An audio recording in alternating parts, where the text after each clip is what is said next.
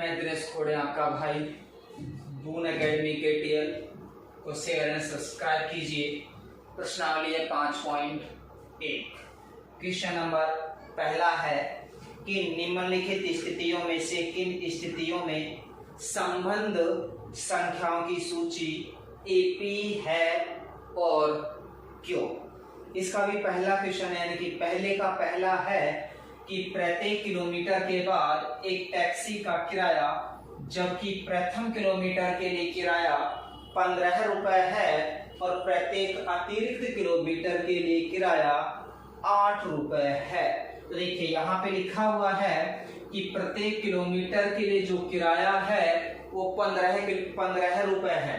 प्रथम किलोमीटर के लिए जो किराया है, प्रथम किलोमीटर के लिए किराया, प्रथम किलोमीटर के लिए किराया, प्रथम किलोमीटर का किराया है, इसलिए हम इसको कह सकते हैं A1 का जो मान है वो है 15 रुपए। इसी प्रकार इसमें लिखा हुआ है और प्रत्येक अतिरिक्त किलोमीटर के लिए, यानी कि अगर आप 1 किलोमीटर चलते हैं तो किराया लगता है आपका 15 रुपए, और यदि 1 किलोमीटर के अलावा अगर आप एक्स्ट्रा किलोमीटर चलते हैं तो प्रत्येक किलोमीटर का आपका 8 रुपए लगेगा। यानी कि 2 किलोमीटर कितने, अगर हम बात करें A1 हो गया, A2 की अगर हम बात करें अतिरिक्त किराया होगा 8 रुपए, यानी कि 23 रुपए हो गए। 3 किलोमीटर अगर हम चलते हैं तो किराया हो गया 23 प्लस 8 यानी कि 31 रुपए हो गया। जैसे कि A1 हो गया, A2 हो गया, A3 हो गया। हमसे क्वेश्चन में कहा है कि बताइए कि यह सूची AP है और AP है तो क्यों है। हम बात करते हैं कि AP है या नहीं, इसके लिए हम क्या कंडीशन होती है। अगर हमारे पास बात करें A2 में से A1 को घटा दें, यानी कि 23 में से अगर 15 घटाया तो आ गया 8।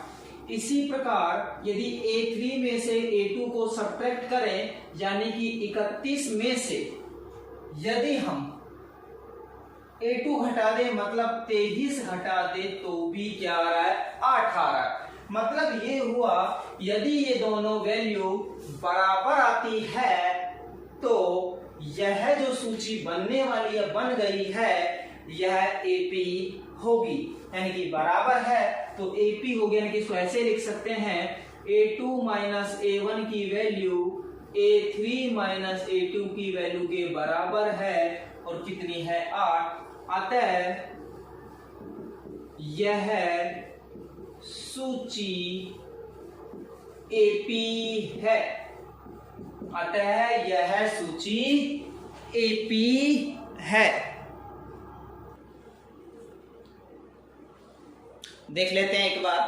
देखिएगा आपके सामने क्वेश्चन है और इसके बाद हम पहले का दूसरा क्वेश्चन सॉल्व करेंगे। देखिएगा क्वेश्चन नंबर 2 है कि किसी बेलन में उपस्थित हवा की मात्रा, जबकि वायु निकालने वाला पंप प्रत्येक बार बेलन की शेष हवा का 1/4 भाग बाहर निकाल देता है।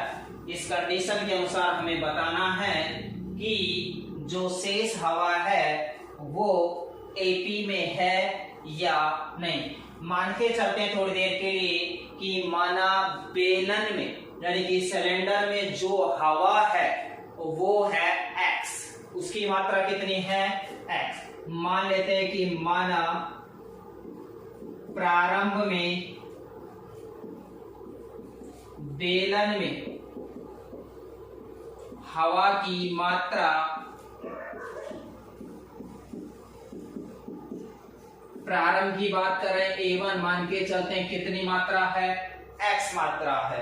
फिर कह रहा है कि जबकि वायु निकालने वाला जो पंप है प्रत्येक बार बेलन की शेष हवा का 1/4 भाग बाहर निकाल देता है। अगर इसका शेष 1/4 भाग बाहर निकल जाता है एक पंप मारने पर, तो देखते हैं फिर हवा H में से ही होगी कम, यानी कि जितनी हवा पहले थी उस बेलन में उसमें से कम होगी।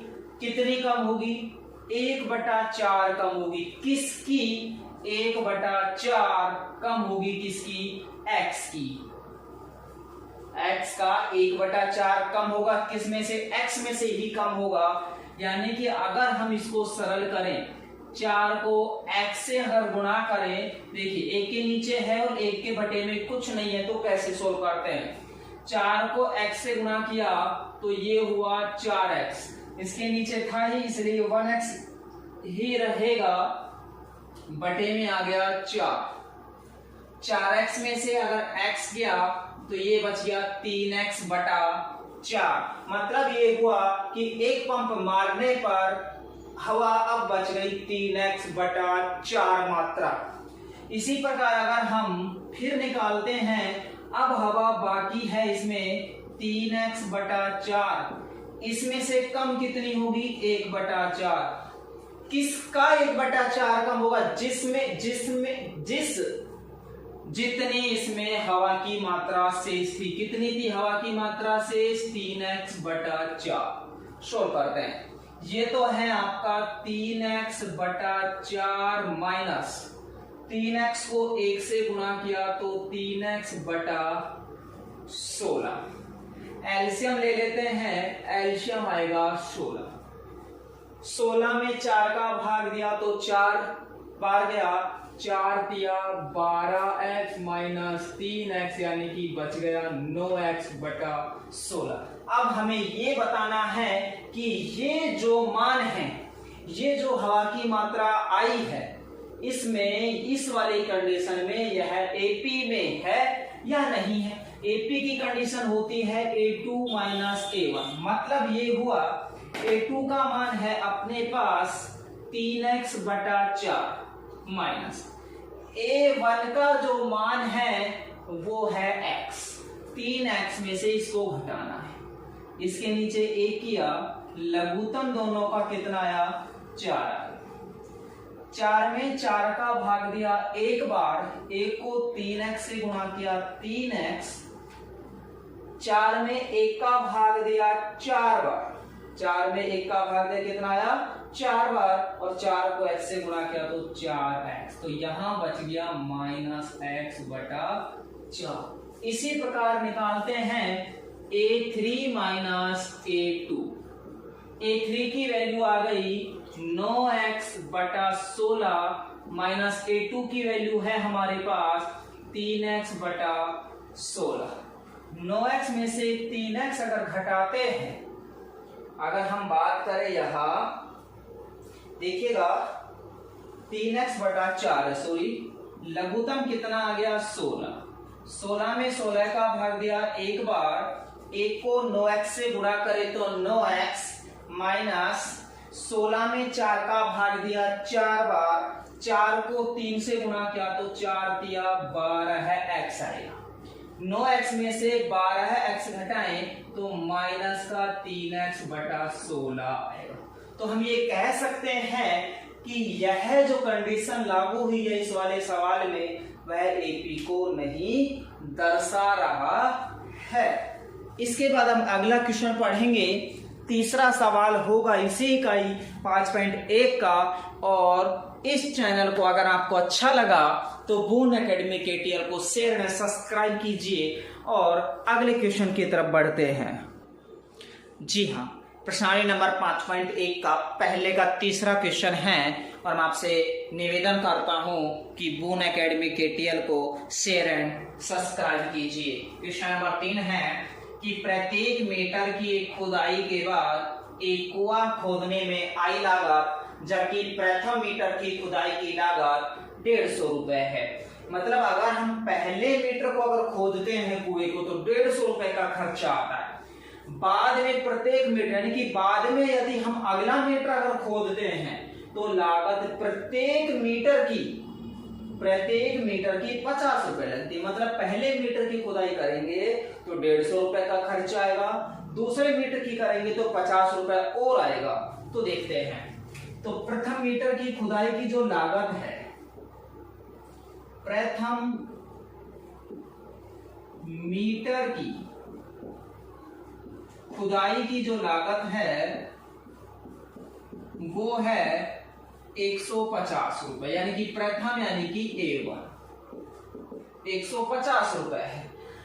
प्रत्येक मीटर की खुदाई के बाद लागत प्रत्येक मीटर, अगली अगर हम खुदाई करते हैं तो 150 रुपए का तो खर्चा पहले ही हो गया, 50 रुपए और आएगा प्रत्येक किलोमीटर, प्रत्येक मीटर के लिए, तो 200 रुपए का खर्चा होगा यदि 2 मीटर खुदाई हो जाए। यदि 3 मीटर खुदाई हो जाएगी तो 2 मीटर खुदाई तो हो चुकी है, 2 मीटर खुदाई में 200 रुपए का खर्चा आया, यानी कि 50 रुपए और बढ़ेंगे, यानी कि 3 मीटर की खुदाई करने पर 250 रुपए का खर्च आएगा। अब हमसे कहा है कि इस कंडीशन में बताइए कि यह एपी है या नहीं है। ध्यान से देखिएगा कि पहले मीटर की यदि हमने खुदाई की तब खर्चा आया 150 रुपए, अगले मीटर की अगर हम खुदाई कर रहे हैं तो खर्चा आया 50 रुपए एक्स्ट्रा, तीसरे मीटर की कर रहे हैं फिर 50 रुपए एक्स्ट्रा। हमें बताना है कि एपी है या नहीं, यानी कि A2 माइनस A1 करना है। A2 का मान हो गया 200 माइनस A1 का मान हो गया 150, 200 में से 150 घटा दे तो 50 आया। इसी प्रकार अगर हम बात करें कितना आया 50 रुपए। A3 माइनस A2 करें तो A3 का मान हो गया 250 में से अगर मैं A2 का मान 200 को घटाएं तो ये आ गया 50। दोनों वैल्यू बराबर आई, यानी कि A2 माइनस A1 की वैल्यू A3 माइनस A2 की वैल्यू के बराबर आ गई, और बराबर हो तो यह सार्वंतर कहलाएगा। सार्वंतर कितना कहलाएगा 50, तो कहेंगे यह एपी का रूप होगा, यह एपी का रूप होगा। धन्यवाद दोस्तों, बून एकेडमी केटीएल को शेयर एंड सब्सक्राइब कीजिए और बेल आइकन को दबाइए। और मैं आपसे रिक्वेस्ट करता हूं कि आपको गणित कक्षा 8, 9 और 10वीं की गणित और अंग्रेजी विषय के प्रत्येक पहलू को ध्यान में रखते हुए, नए सिलेबस को ध्यान में रखते हुए, और आपको इस तरह की पढ़ाई कराई जाएगी और शायद ही आपको बहुत बढ़िया लगा होगा। और आपसे निवेदन है कि बून एकेडमी केटीएल को शेयर एंड सब्सक्राइब कीजिए। आपका अपना भाई दिनेश खोड़े। Thank you.